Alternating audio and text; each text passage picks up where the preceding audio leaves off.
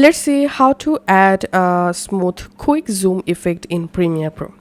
First of all, go to Effects, insert effect type here, transform, and add this transform effect to your clip. And after selecting the clip, go to Effect Controls, and here you have to put this playhead at the position where you want to add quick zoom, and then under transform, enable position and scale keyframes. And once added, you have to move your playhead 1/2 or 1 inch, and then again add another keyframe for scale and position. And now this time I'm just giving the scale value 200% for zoom in.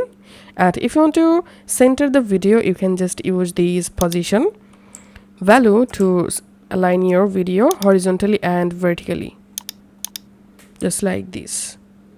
And then select these first 2 keyframes, right click, temporal interpolation, and add ease out. Then select your last 2 keyframes, and this time add ease in effect, and uncheck this option.